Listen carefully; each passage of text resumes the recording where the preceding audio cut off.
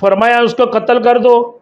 حرمزان نے کہا کیا تمہارے پیغمبر صلی اللہ علیہ وسلم نے تمہیں یہ تعلیم دی ہے کہ قیدی کو امان دے کر پھر قتل کر دو؟ حضرت عمر رضی اللہ تعالیٰ عنہ نے فرمایا کہ میں نے تجھے کب امان دیا ہے؟ حرمزان نے کہا کہ ابھی تو آپ نے مجھ سے کہا کہ زندوں والا کلام کرو۔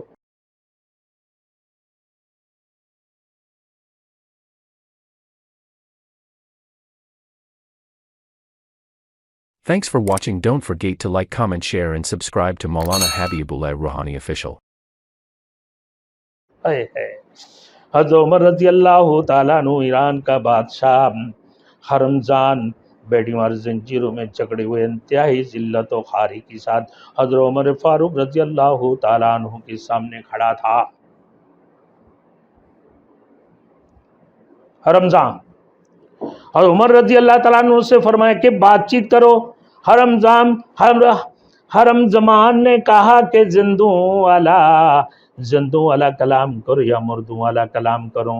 حضرت عمر رضی اللہ تعالیٰ عنہ نے فرمایا کہ نہیں بلکہ زندوں والا کلام کرو۔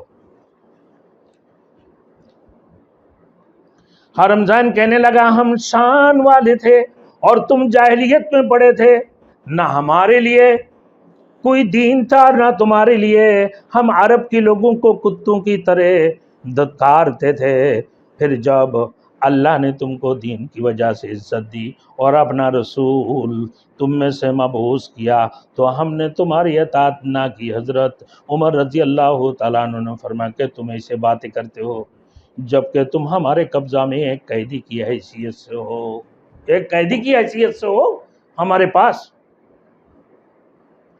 فرمایا اس کو قتل کر دو۔ حرمزان نے کہا کیا تمہارے پیغمبر صلی اللہ علیہ وسلم نے تمہیں یہ تعلیم دی ہے کہ قیدی کو امان دے کر پھر قتل کر دو؟ حضرت عمر رضی اللہ تعالیٰ عنہ نے فرمایا کہ میں نے تجھے کب امان دیا ہے؟ حرمزان نے کہا کہ ابھی تو آپ نے مجھ سے کہا کہ زندوں والا کلام کرو۔ آپ نے تو ابھی کہا زندوں والا کلام کرو۔ جس کو اپنی جان کا خطرہ ہوتا ہے وہ زندہ نہیں ہوتا، جس کا اپنے جان کا خطرہ ہوتا ہے وہ زندہ نہیں ہوتا۔ تو عمر رضی اللہ تعالیٰ عنہ نے افسوس کرتے ہوئے فرمایا اللہ اس کو مارے، اس نے امان لے لیا اور مجھے اس کی خبر نہ ہوئی، اس نے امان لے لیا مجھے اس کی خبر نہ ہوئی۔ زندے والے بات کرو۔ ایک خائن یہودی ہے جب حضرت عمر فاروق رضی اللہ تعالیٰ عنہ شام آئے تو اہل مکہ میں اہل کتاب میں سے ایک آدمی آپ کے پاس آیا اور کہنے لگا اے امیر المومنین، آپ دیکھ رہے ہیں کہ کسی مسلمان نے میرے ساتھ یہ سلوک کیا ہے، وہ زخمی حالت میں تھا اور اس کو زدوکوب کیا گیا۔ حضرت عمر رضی اللہ تعالیٰ عنہ شدید غضبناک ہوئے اور حضرت صہیب رضی اللہ تعالیٰ عنہ سے کہا کہ جاؤ دیکھو اس کو کس نے مارا ہے۔ حضرت صہیب رضی اللہ تعالیٰ عنہ گئے تو یہ پتہ چلا کہ عوف بن مالک الاشجعی رضی اللہ تعالیٰ عنہ نے مارا ہے۔ جس وقت عوف بن مالک رضی اللہ تعالیٰ عنہ حضرت عمر رضی اللہ تعالیٰ عنہ کے سامنے کھڑے ہوئے تو آپ نے پوچھا کہ تو نے اس کو کیوں مارا ہے، کیا ہوا تھا؟ حضرت عوف رضی اللہ تعالیٰ عنہ نے کہا کہ اے امیر المومنین، میں نے اس کے دیکھا کہ ایک مسلمان عورت کو گادے پر بٹھائے لیے جا رہا تھا، اس نے گادے کو تیز دوڑایا تاکہ وہ گر جائے، گر جائے مگر وہ نہ گرے۔ اس نے اس کو دھکا دیا تو وہ زمین پر گر گئی اور یہ زمین پر منہ کے بل گرا، اس لیے یہ زخمی ہیں۔ حضرت عمر رضی اللہ تعالیٰ عنہ سے فرمایا کہ اس عورت کو لاؤ، وہ تمہاری بات کی تصدیق کرے۔ اس عورت کو لاؤ، یہ تمہارے بات کی تصدیق۔ لہذا اس عورت کا باپ، اس کا شوہر آیا اور ان دونوں نے عوف بن مالک رضی اللہ تعالیٰ عنہ کی تصدیق کر دی کہ ہاں یہ سچ کہہ رہے ہیں۔ حضرت عمر فاروق رضی اللہ تعالیٰ عنہ اس یہودی کے خلاف سولی پر لٹکانے کا حکم دیا۔ اس یہودی کے خلاف سولی پر لٹکانے کا حکم دیا، پھر اس سے سولی دے دی گئی۔ حضرت عمر رضی اللہ تعالیٰ عنہ نے فرمایا کہ ہم نے تم سے اس پر تو مصالحت نہیں کی تھی۔ پھر فرمایا لوگوں، محمد صلی اللہ علیہ وسلم کی فنا دینے کے متعلق خدا سے درجو شخص بھی ان میں سے ایسا کرے گا اس کی ہمارے ذمہ کوئی فنا نہیں ہے۔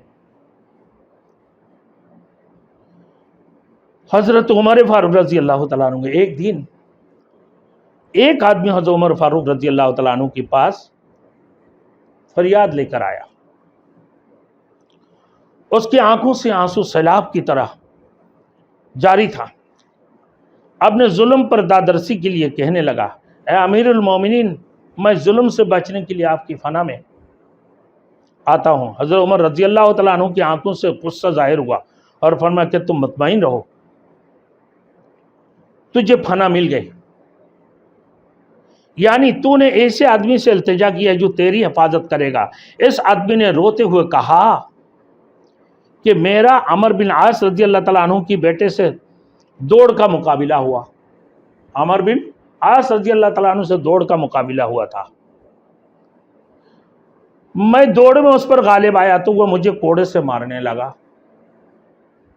کہ تم مقابلہ میں کیوں جیت گیا؟ غالب آیا تو وہ مجھے کوڑے سے مارنے لگا اور مجھے کہنے لگا کہ میں ابن الاکرمین دو معزز آدمیوں کا بیٹا ہوں.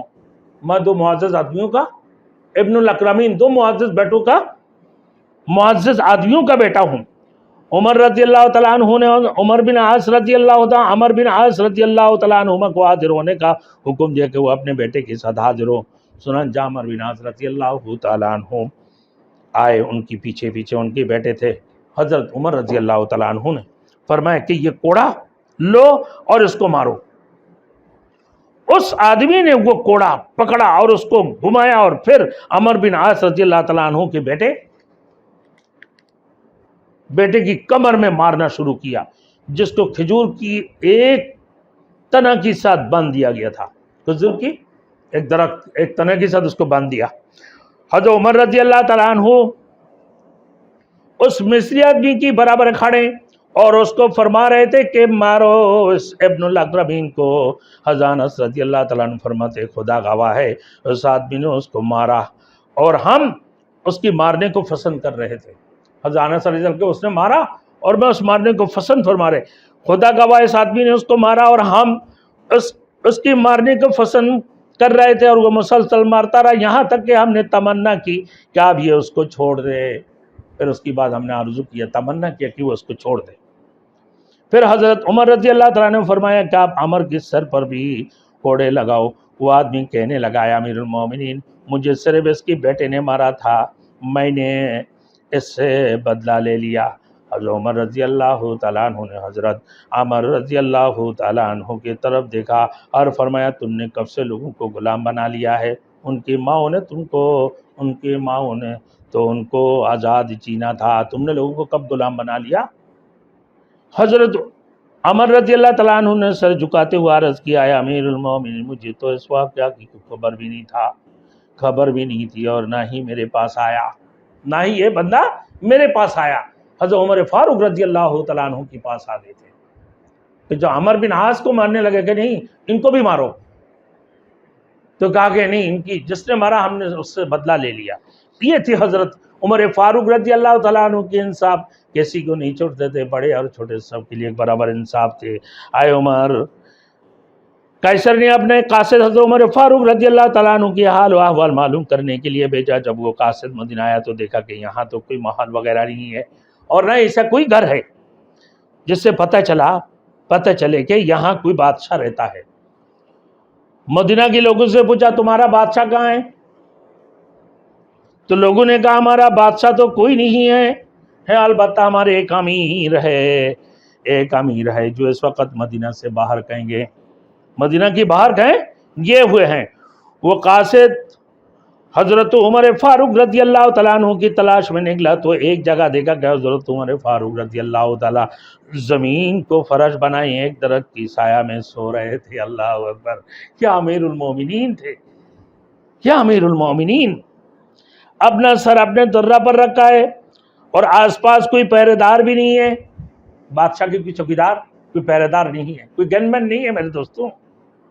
جب اس نے یہ حالت دیکھی تو دل میں ہیبت بیٹھ گئی اور ایسا ہی آدمی ہے کہ بادشاہوں کی اس کی ہیبت اور رعب کی وجہ سے چین نہیں آتا، اور اس کی ظاہری حالت یہ ہے کہ عمر رضی اللہ تعالیٰ عنہ کی تو نے لوگوں میں عدل قائم کیا اور ان کو امن دیا تھا، امن دی ہے، تو نے امن دیا، تبھی تو آرام کی نیند سو رہا ہے عمر، تو نے ان کو آرام اور سکون دیا، چین سے رہنے کے لیے دیا، اسی وجہ سے تو تبھی تو آرام کی نیند سو رہا ہے۔ اگر تو کسی کے اوپر ظلم کرتا نا تو آج تو سکون سے سو نہیں سکتا، نہ ہی تیرے کوئی چوکیدار نہ کوئی گارڈ ہے۔ اس کے مقابلہ میں ہمارے بادشاہ ظلم کرتا ہے، ہر وقت خوف اس کی سر پر سوار رہتا، راتوں کو نیند نہیں آتی۔ میں گواہی دیتا ہوں کہ تیرا دین حق ہے، اگر قاصد بن کر نہ آیا ہوتا، اگر میں قاصد بن کر نہ آیا ہوتا تو ضرور اسلام لے آتا، البتہ میں واپس جا کر مسلمان ہو جاؤں گا۔ وہ قاصد کہنے لگے قیصر